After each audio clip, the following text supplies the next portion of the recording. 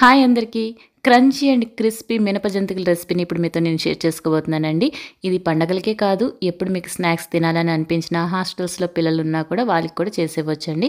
ఎక్కువ రోజులు నిల్వ ఉంటుంది. టేస్ట్ కూడా చాలా బావుంటుంది. స్పైసీ కూడా ఉండదు. స్పైసీ కావాలంటే స్పైసీగా కూడా చేసుకోవచ్చు. ముందుగా ఒక కప్పు మినపప్పు తీసుకొని శుభ్రంగా కడిగి 3 గంటల సేపు నానబెట్టుకోవాలి. దీన్ని ఇప్పుడు కుక్కర్‌లో వేసేసి మునిగే అంత వాటర్ పోసి 3 విజిల్స్ వచ్చే వరకు చక్కగా ఉడికించుకోవాలి. ఈలోపుగా ఒక పళ్ళెం తీసుకొని దానిపైన జల్లెడ పెట్టుకోవాలి. 3 కప్పుల వరకు పొడి బియ్యం పిండి తీసుకున్నానండి. మీరు ఏ కప్పుతో కొలుచుకున్నా కూడా ఒక కప్పు మినపగుళ్ళు అయితే 3 కప్పుల వరకు బియ్యం పిండి తీసుకోవాలి. బియ్యం పిండిని చక్కగా ఈ విధంగా జల్లించుకున్నాక ఇప్పుడు ఇందులో 1 స్పూన్ వరకు నేను కలోంజీ సీడ్స్ వేసాను. 2 స్పూన్ల వరకు నువ్వులు వేసుకోవాలి. అలానే 1 స్పూన్ వరకు వాము కూడా వేసుకోవాలి. రుచికి సరిపడా సాల్ట్ వేసుకోవాలండి. మీరు కారం వేసుకోవాలన్నా వేసుకోవచ్చు. లేదు అంటే పచ్చిమిర్చి, అల్లం, జీలకర్ర మెత్తగా గ్రైండ్ చేసి ఆ పేస్ట్ని యాడ్ చేసుకోవచ్చండి. అలా అయినా బాగుంటుంది. నేను చేసే జంతికలు వచ్చేసి కమ్మగా ఉంటాయి కాబట్టి కారం నేను అసలు యాడ్ చేయలేదన్నమాట. అదంతా కూడా చక్కగా కలిపేసుకున్నాక పక్కన పెట్టేసుకోవాలి. ముందుగా ఉడికించి పెట్టుకున్న మినపప్పు కూడా మ్యాష్ అయ్యేటట్టు చక్కగా ఉడికిపోయిందండి. కాస్త చల్లారాక మిక్సీ జార్లో కొద్ది కొద్దిగా వేసుకుంటూ గ్రైండ్ అయ్యే తగ్గట్టు మనం వాటర్ యాడ్ చేసుకొని మెత్తగా గ్రైండ్ చేసుకోవాలి. క్రీమీ టెక్స్చర్ వచ్చేలా గ్రైండ్ చేసుకోవాలి. ఈ విధంగా పలుకు లేకుండా గ్రైండ్ చేసుకోవాలి. ఇప్పుడు ఈ పేస్ట్ని ముందుగా కలిపి పెట్టుకున్న బియ్యం పిండిలో యాడ్ చేసుకోవాలి. అదేవిధంగా మిగిలిన మినపప్పు కూడా అలానే గ్రైండ్ చేసి ఈ పిండిలో కలిపేసుకోవాలి. ఈ బియ్యం పిండి మినప ముద్ద కలిసేటట్టు బాగా కలుపుకోవాలి. కలిపేసరికి 5 నిమిషాల సమయం అయితే పడుతుంది. ఈ లోపుగా స్టవ్ పైన కడాయిని పెట్టి 4-5 టేబుల్ స్పూన్ల వరకు నూనెని వేడి చేసుకొని వేడి నూనెని ఇందులో యాడ్ చేసుకోవాలి. నూనె అంతా వేసాక మరొకసారి బాగా కలుపుకోవాలండి.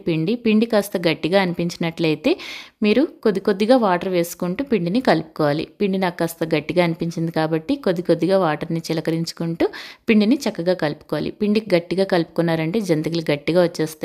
ఎక్కువ సాఫ్ట్గా కలుపుకున్నారు అంటే నూనె పీల్చేసి మెత్తగా వచ్చేస్తాయి. కాబట్టి పిండి ఈ విధంగా కలుపుకోవాలి. ఈ విధంగా కలుపుకున్న పిండిలో కొద్దిగా తీసేసి పక్కన పెట్టుకోవాలండి. మిగతా పిండిని మూత పెట్టి పక్కన పెట్టేసుకోవాలి.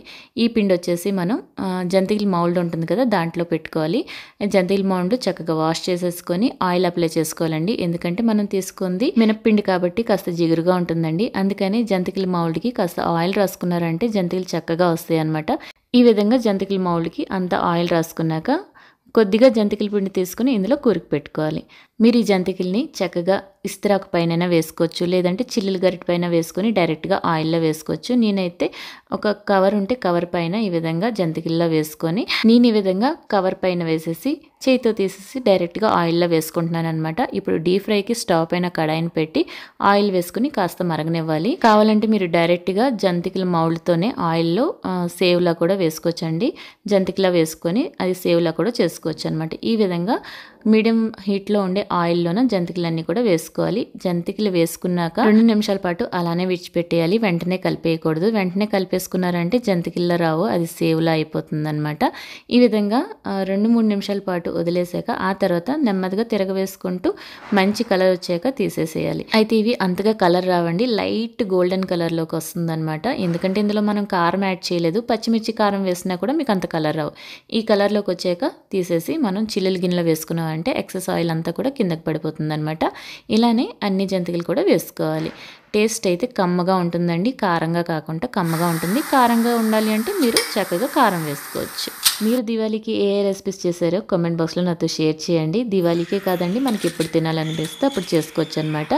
అలానే మన ఛానల్లో ఇంకా స్నాక్స్ రెసిపీస్ చాలానే ఉన్నాయండి. మీరు మన ఛానల్కి వెళ్ళి విజిట్ చేయొచ్చు. ఈ రెసిపీ నచ్చినట్టయితే లైక్ చేసి షేర్ చేయండి. మీ ఫీడ్బ్యాక్ని కామెంట్ ద్వారా నాతో షేర్ చేయండి. మరొక రెసిపీతో మళ్ళీ కలుద్దాం. బాయ్.